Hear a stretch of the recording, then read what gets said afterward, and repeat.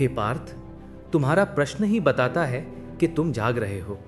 जो कहता है मुझे कुछ समझ नहीं आ रहा, वो असल में पहली बार सच में देखने लगा है।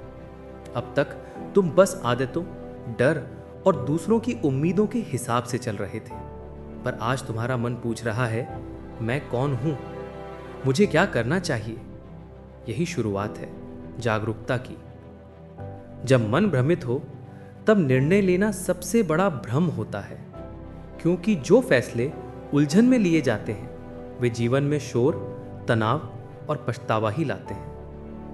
कभी कभी कुछ ना करना भी एक निर्णय होता है, पर वो रुकना हार मानना नहीं, बल्कि खुद को शांत करने का अवसर होता है।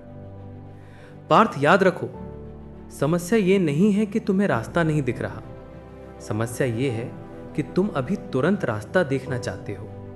जीवन हर उत्तर एक ही पल में नहीं देता। वो चाहता है कि तुम थोड़ा ठहरो, थोड़ा भरोसा करो, थोड़ा भीतर उतर कर खुद को सुनो।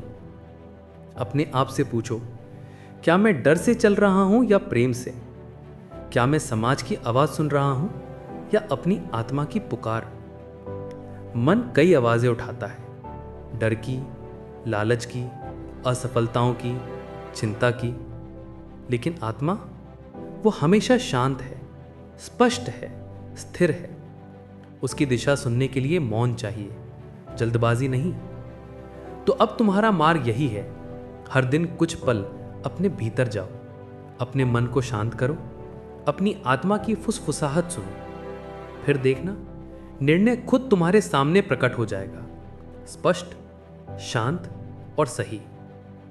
संकट तब आता है जब हम उत्तर बाहर खोजते हैं, शांति तब आती है जब उत्तर भीतर से मिलता है।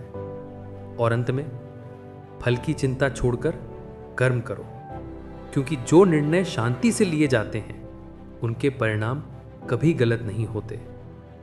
तुम अकेले नहीं हो पार्थ। जब भी तुम सत्य के मार्ग पर कदम बढ़ाते हो, मैं तुम्हारे साथ खड़ा हूं। अब उठो, मौन रहो और सुनो, तुम्हारा उत्तर तुम्हारे भीतर ही इंतजार कर रहा है।